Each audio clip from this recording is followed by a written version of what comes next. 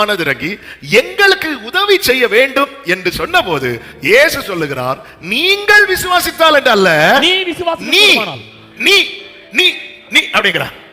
நீ விசுவாசிக்க கூடுமானால் ஆகும். ஆண்டவரே, நாங்க அவங்களோட பையன் இருக்கட்டும், நீ நீ நீ நம்முடைய விசுவாசம் பேசப்படும், நம்முடைய விசுவாசம் பேசப்படும்.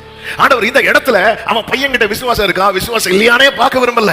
ஆமென். அவன் பாரத்தை இவன் பாரமா சுமந்துட்டு வந்து நிக்கும் போது கர்த்தர் இப்ப என்ன சொல்றா தெரியுமா? எனக்கு உன் விசுவாசம் வெளிப்பட்டா போதும், உன் பையனுக்கு நான் சுகத்தை கொடுக்க ஆரம்பிச்சிருவேன். நீ விசுவாசிக்க கூடுமானால், நீ விசுவாசிக்க கூடுமானால் இந்த காலை வேளையில என்ன கேட்கிற அன்பு சகோதர சகோதரி, நம்ம குடும்பத்தில் இருக்கிற பல பிரச்சனை மாறுவதற்கு தேவன் நம்முடைய விசுவாசத்தை பார்க்க விரும்புகிறார், நம்முடைய விசுவாசத்தை அறிய விரும்புகிறார். நீ விசுவாசிக்க கூடுமானால்.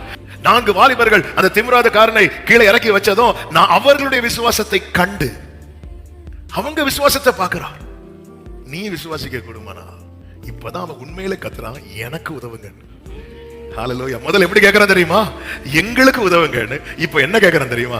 எனக்கு உதவுங்க ஆண்டவரே, எனக்கு உதவுங்க ஆண்டவரே. என்ன இந்த விசுவாசத்துல என்ன தூக்கி நிறுத்திட்டீங்கன்னா என் குடும்பம் எழும்பிடும் ஆண்டவரே, விழுந்து போன என் கூடாரம் திரும்ப எழும்பிடும் ஆண்டவரே. எத்தனை பேர் நம்புறீங்க இந்த காலை வேளையில ஒரு விஷயம் கைகளை உயர்த்தி, தகப்பனே இந்த விசுவாசத்தில் என்னை தூக்கி விடுவீராக, என்னை தூக்கி விடுவீராக, என்னை தூக்கி விடுவீராக. ஆமென். நீ விசுவாசிக்க கூடுமானால் ஆகும்.